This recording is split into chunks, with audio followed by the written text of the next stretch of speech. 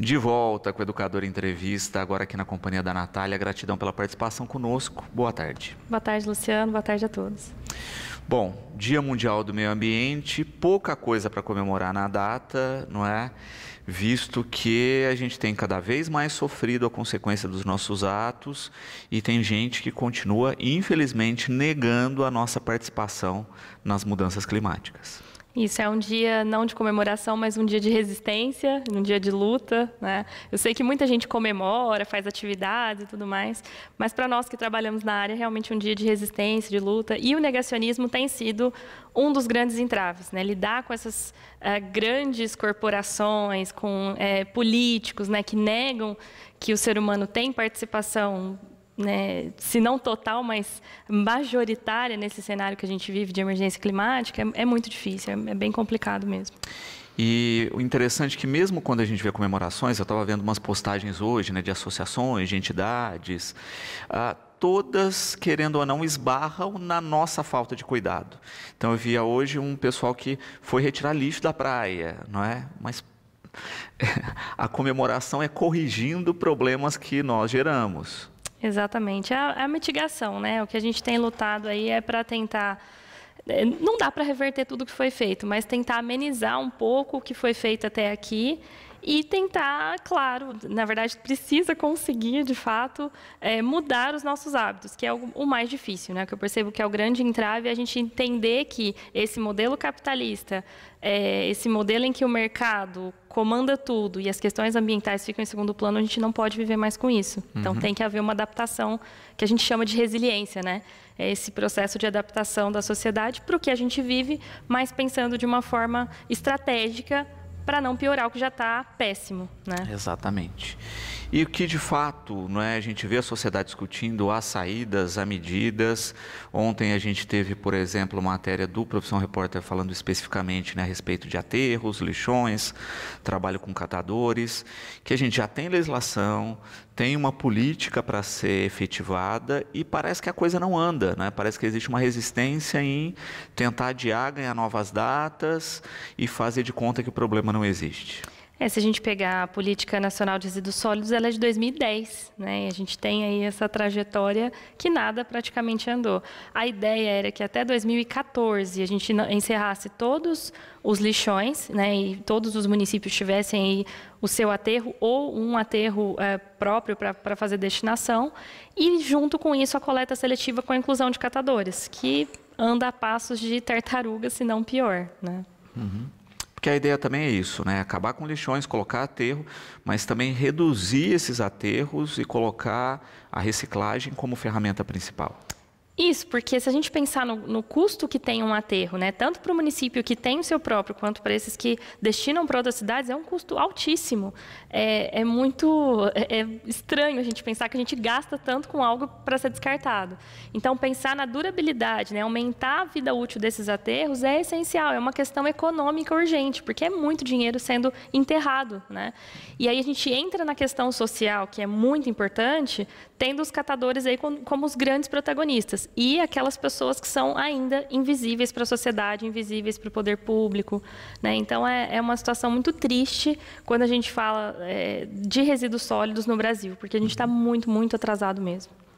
E, ao mesmo tempo, a gente vê pouca discussão mundial, pelo menos no Brasil eu vejo pouca, que a gente fica discutindo o que fazer com resíduo. E eu vejo pouca discussão discutir de por que gerar resíduo. Não é?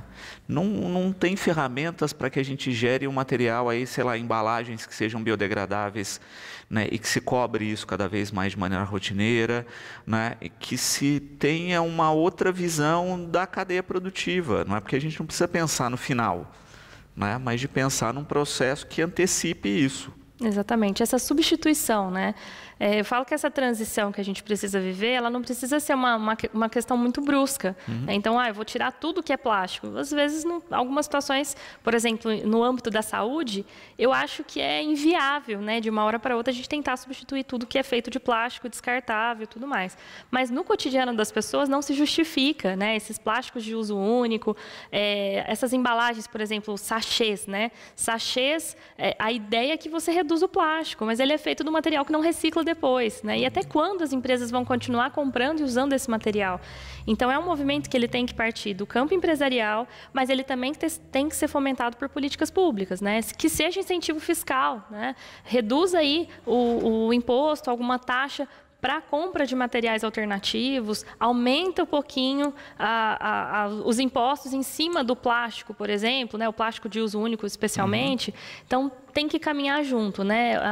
Empresas, poder público fazendo essa regulação para que a gente vá, aos poucos, se livrando especialmente do plástico, que é um dos grandes vilões. Exatamente, porque é quase um processo maluco, não é? Porque a gente produz um negócio que vai virar lixo mesmo, no caso de plástico de uso único, né? Não tem o que fazer com aquilo, não é?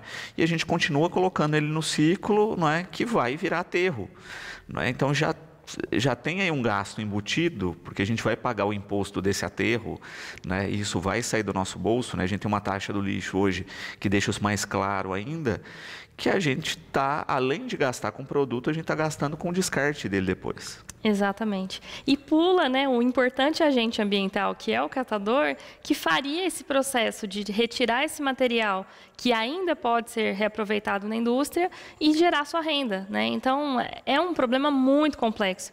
E aí você comentou a questão das comemorações, me lembrei aqui de uma coisa importante para trazer aqui, né? Que eu vejo que muitas escolas comemoram o Dia do Meio Ambiente fazendo oficinas de reciclagem com as crianças. Só que há um erro conceitual muito grave, né? Quando você pega um material e usa ele para uma outra coisa, isso não é reciclagem. A reciclagem ela é uma transformação, é literalmente desmanchar um material e transformar no novo, e vai envolver aí um processo industrial. Quando a gente pega na escola, né, pede para as crianças levarem rolinho de papel, embalagens, garrafa PET, recorta, cola, pinta, isso é um reaproveitamento. E ele é muito grave porque ele se torna um lixo depois, porque esse material que você colou, pintou, né, manuseou, recortou, ele não vai ser incorporado depois na cadeia da reciclagem em si. Então, a gente, ao invés de estar fazendo algo para impactar as crianças positivamente, né, sobre consumo, sobre redução de consumo, a gente acaba gerando mais lixo, porque é um material frágil, que em pouco tempo ele se desmancha, quebra, desmonta, e ele acaba indo para o aterro sanitário, né? Então, é algo para a gente ficar sempre no radar. Qual é, de fato, a habilidade que a gente está querendo desenvolver nas crianças? Se é para falar de reciclagem, então vamos falar da importância dos catadores, vamos falar de separação correta, higienização, redução do consumo. Será que a gente precisa de tudo que a gente compra, né? Isso é muito mais pertinente do que fazer algo que depois vai contra o próprio objetivo da atividade, né? A sensibilização se torna ali um problema ambiental também. Até a reutilização mesmo, pensando na prática, se tiver iniciativas nesse sentido, deveria ser com plástico de uso único, com aquilo que vai para o aterro mesmo e que não teria outra saída, né? Exatamente. Porque ainda se segura um pouquinho, né? E pensar em utilidades de fato que segurem esse produto o máximo possível sem ir para o aterro. Isso, eu estou em parceria aí com a Tati, né, que já trabalha bastante tempo com upcycling, com reforma de imóveis, né? A gente está em vias de lançar um projeto novo aqui para Batatais em arte sustentável, justamente para a gente tentar dar um destino novo para esses materiais que não têm mercado de reciclagem. Por exemplo, as garrafas de leite Jussara, que não tem, né, esses sachês que não tem, todos os plásticos que tem lá na embalagem, o número 7, ele não é reciclável, né? Não tem mercado. Ele poderia ser reciclável, mas como ele é um plástico misto, com mais de um tipo de plástico, é muito caro, a indústria acaba não se interessando por, né, fazer esse processo. Então, a gente vai começar a pensar nesses materiais aqui para Batatais e tentar achar soluções para dar um pouco mais de vida útil, né, para esse material que seria, a única finalidade dele seria ir para o aterro. E Rose, colocando uma questão aqui interessante, falando a respeito especificamente de manutenção de áreas verdes, arborização, etc. A gente falava das comemorações meio tortas no dia, ela coloca justamente isso, né? Ao invés de comemorar nas áreas existentes, a gente está replantando, né? E é uma ação comum no dia, né? De plantio de árvores, etc., para reduzir o estrago que nós temos feito, não é? E ela pergunta isso, né? Por que é tão difícil para as pessoas manterem árvores, em especial na porta da própria casa? Eu acho que é uma questão muito cultural, né? A questão da limpeza, né?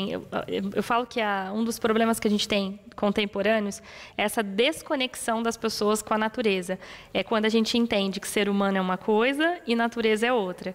Se a gente se desloca, né, se distancia, aí uma folha que cai na porta da sua árvore, ela vira uma sujeira, né? Ela não é mais um elemento que faz parte do planeta que você vive, que é a sua casa. Então, eu acho que é essa questão cultural de sensibilidade que a gente precisa modificar. Por isso que a educação ambiental ela é um processo tão importante nesse cenário, apesar de muito distorcida, né? Acaba que a gente entende educação ambiental enquanto sociedade, que é aquelas atividades que vai fazer na escola, com as crianças, mas não, eu que trabalho principalmente com adultos, né, com sensibilização de adultos, tem muitas formas de se fazer. E eu gosto muito de trabalhar a fotografia, exatamente por isso, porque a fotografia ela traz para a gente uma percepção visual, uma reconexão com os elementos da natureza, que é essencial para a gente encarar, por exemplo, uma árvore como um indivíduo que faz parte da minha casa, né? Como uma extensão da vida no planeta, e não como um problema que está ali fazendo sujeira. Então, infelizmente, eu acho que é mais uma questão cultural, de prática, de hábitos e dessa sensibilização que está faltando no ser humano. Exatamente, não é? E de compreender isso, não é? Educação ambiental é a rotina ambiental, né? Olha, então se eu separo o lixo, eu estou de fato na minha rotina ambiental e estou bem educado ambientalmente, não é? Se eu entendo que a árvore é um elemento e que a folha, o que cai ali, não tem problema nenhum, não é? Eu estou integrado nessa ação, não é? Porque eu vejo as pessoas mais preocupadas com a folha caída do que a sacola de plástico na rua, do que o panfleto de propaganda, né? Se você se incomoda mais com a folha de uma árvore do que com um folheto de propaganda, do que com uma sacola plástica na rua, está muito errado. Alguma coisa está errada, exatamente. E é interessante a gente pensar, né, enquanto sociedade, onde foi que esse processo aconteceu, né? Onde que essa plastificação do mundo aconteceu?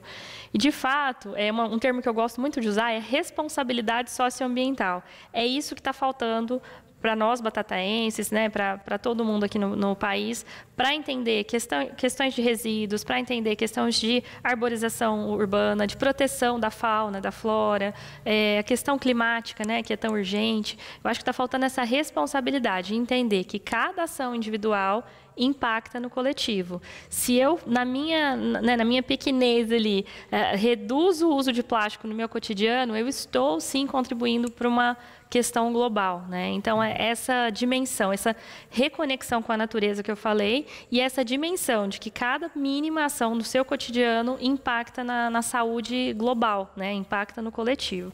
Então, precisa a gente puxar para a gente essa responsabilidade e entender que cada um tem o seu papel e precisa, dia a dia, ir melhorando e mudando, né? Se adaptando a uma nova realidade que a gente precisa viver. Odaleia, parabenizando pela entrevista, disse que está gostando muito do assunto e que, Natália, você é uma excelente profissional. Obrigada, Odaleia. Fico feliz e agradeço, né, sempre a TV Educadora por me dar esses espaços, essa oportunidade, porque é uma voz muito difícil, né? Ser ambientalista, ser ativista não é fácil, as pessoas não querem te ouvir, a gente tem que sempre ir achando alguns caminhos alternativos, como eu achei na arte, né, para chegar um pouco mais perto das pessoas e gosto muito de fazer isso, né? Essa questão da troca, de compartilhar, ela é super importante. E de ter, eu acho que essa compreensão, não é?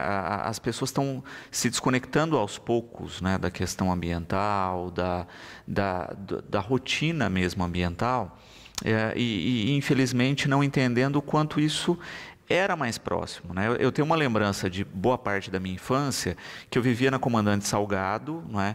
Que aqueles canteiros tinham árvores enormes, não é? Que a gente convivia o tempo inteiro com as folhas, porque todo dia estava caindo folhinha, microfolhinha, a rua era cheia de folhas e parte do ano de flores, não é? E aquilo não incomodava ninguém, não é? E em que momento isso passou a ser um incômodo a ponto de se tirar árvores que eram gigantescas, que a rua era toda sombreada para se trocar por sol na cabeça o tempo todo e por um calor insuportável como a gente vive hoje. É triste pensar nessa mudança e não ter respostas, né? De saber quando foi que isso aconteceu. E aí é interessante, né, se você resgatou essa memória, e pensar um pouco na infância, como eu questionei e critiquei, né, que essas atividades do Dia do Meio Ambiente acabam ficando muito em torno de usar material plástico, material reciclável, e transformar ele em algo não duradouro, que depois vira lixo, uma estratégia interessante, né, e fica aqui como sugestão para os professores, é tentar, de fato, reaproximar os alunos dos elementos da natureza. O ano passado eu prestei serviço para a Fundação Lazzarini, no programa Bateia, e todas as atividades elas estavam muito relacionadas a essa conexão com a natureza, né? Então, para as crianças manusearem folhas, galhos, né, e produzir algo com elementos da natureza, que não vão gerar um impacto negativo depois, e que gera essa aproximação, né? Então, é maravilhoso você ver uma criança que não está acostumada, ver pela primeira vez uma lagarta de perto, ver uma formiguinha carregando uma folha. E isso acontece na nossa cidade.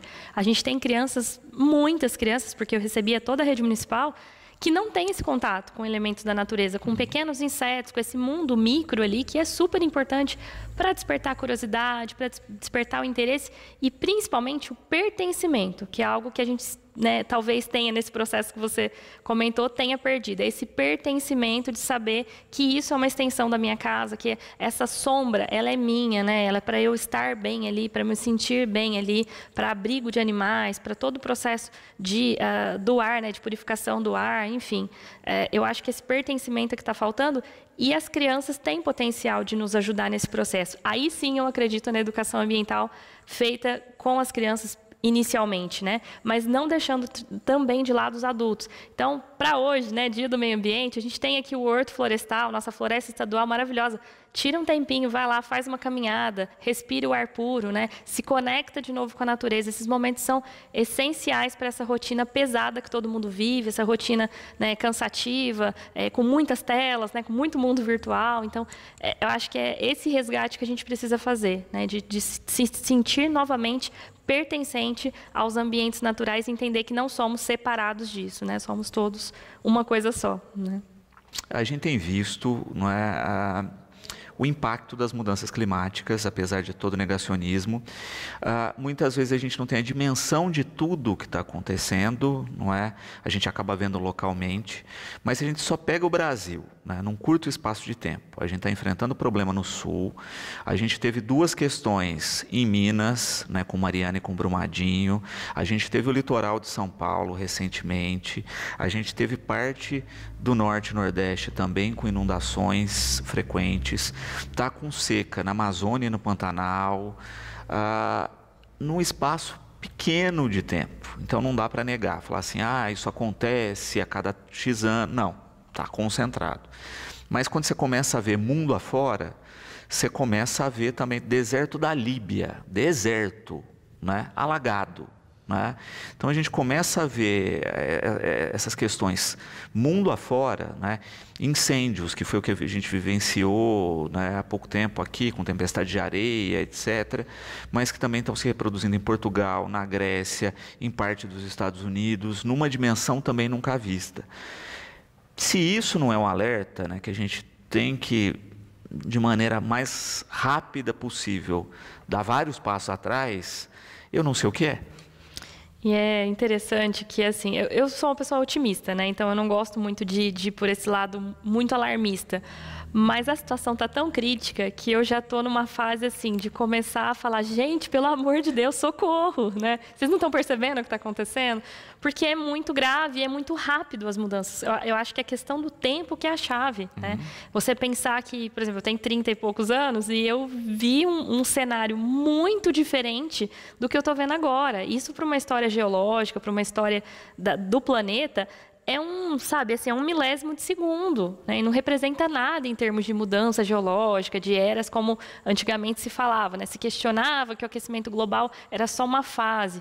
Só que hoje a gente não tem como você pensar em poucas décadas, você vê tanta mudança acontecendo e não sentir que isso é grave, né? Então, eu acho que um pouco desse alarmismo, ele vai começar a acontecer, inclusive, no meu trabalho, porque não dá mais para a gente ficar ali esperando que as pessoas pensem, né, e que se sensibilizem. A questão está realmente muito grave. Quando a gente vê essa ausência de informação, né, e esse negacionismo indo na contramão, isso é muito grave e atrapalha muito esse processo.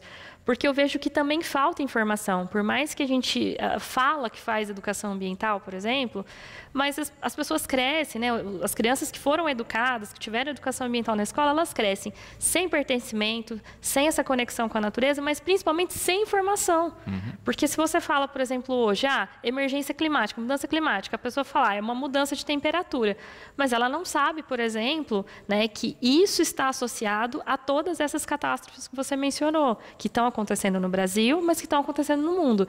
Fica uma lacuna, né, um buraco na questão de informação entre o que está acontecendo e o que levou a isso. E esse buraco de informação é que é importante a gente, como né, educadores, como ambientalistas também, tentar suprir, tentar trazer informação de qualidade para as pessoas, para que elas consigam fazer essa associação, e aí eu boto fé que realmente a gente vai entender que é alarmante, que é grave e é urgente.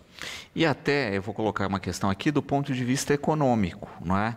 Porque todo o discurso antes é assim, olha, isso é contra o progresso, é contra o desenvolvimento, isso vai causar prejuízo financeiro, as pessoas não vão ter o que comer se a gente não implementar essas mudanças, etc. Só que agora a gente está tendo um prejuízo financeiro gigantesco em função disso, não é? A área afetada no sul, além de toda a questão, né, do que vai custar a reconstrução disso, né, recuperar o que foi perdido, ela foi desvalorizada assustadoramente. Eu estava vendo uma matéria a respeito disso, que assim, né, propriedades que valiam milhões, hoje não valem mais. Né? Justamente porque você viu que está numa área complicada e para eu investir lá para uma produção, etc., eu tenho, né, um sério ponto de interrogação se isso vai vingar. Então, o custo-benefício disso, do discurso econômico, está cada vez mais de lado, não é? Porque o que adianta eu tentar ganhar dinheiro com uma coisa que certamente vai me dar um prejuízo, né? Então, a base econômica hoje tinha que inverter e ser a questão ambiental. E isso é uma questão que passa muito pelo processo político, né? A gente entender que até o programa de doutorado que eu estou fazendo é justamente nessa área, né? Desenvolvimento territorial e meio ambiente. Então, a gente tem estudado lá historicamente, qual foi esse conceito de desenvolvimento que sustentou tudo que a gente tem hoje, para então pensar alternativas para o momento atual. Porque quando a gente pensa no desenvolvimento com a questão econômica à frente, de fato, a gente leva para esse cenário que a gente está, né? É aquela ameaça constante. Mas eu não posso fazer isso porque senão a economia vai quebrar e vai ficar todo mundo sem emprego. Né? Mas, poxa vida, a vida das pessoas não vale nada? Né? Você pensar numa catástrofe que vai tirar a vida de centenas, milhares de pessoas, isso não tem um preço, né? Isso não tem um custo. Então, a gente precisa urgente repensar o nosso, enquanto Brasil, né? E localmente também, qual é o conceito de desenvolvimento que a gente quer levar. Porque esse desenvolvimento que não considera essas questões ambientais, essa emergência climática, ele é um desenvolvimento que vai chegar num ponto, ele vai dar um prejuízo gigantesco. Isso é fato, né? Porque a gente está sempre agora em iminência de alguma catástrofe acontecer, algo incontrolável. E aí reforço aquela questão, né, que as cidades do país, elas não estão se preparando para isso. A gente tem pouquíssimas cidades com um plano de adaptação climática, com um plano de resiliência climática. Então, elas não estão se preparando para isso e, quando acontecer, o rombo vai ser feio, né? Então, é muito preocupante a gente pensar que ainda temos esse conceito de desenvolvimento muito atrelado somente à economia. Né? Exatamente. Né? E é o que você coloca, né? O que a gente viu no Sul é a ponta do iceberg. Né? A gente está vendo que as coisas estão cada vez, infelizmente, piorando e por nossa culpa. Né? Não dá para desassociar o nosso papel nesse processo. Natália, eu quero agradecer sempre a presença, o carinho aqui conosco, esperar, não é, que a gente possa falar no futuro próximo, né, a respeito de boas ações que consigam de fato reverter esse quadro e que a gente tenha de fato o que comemorar nessa data. Eu agradeço, Luciana, agradeço a TV Educadora e deixo aqui o convite para as pessoas que estão assistindo. Aproveitem o dia de hoje, tirem um tempinho para observar um pássaro voando, ouvir o canto de uma ave, né? Sentar-se ali debaixo de uma árvore. Faz esses 5 minutinhos que seja de reconexão com a natureza, que essa sim é uma comemoração válida para esse dia, né? Esse processo de se reconectar e entender que somos todos parte de um grande organismo vivo que é a Terra. Obrigada.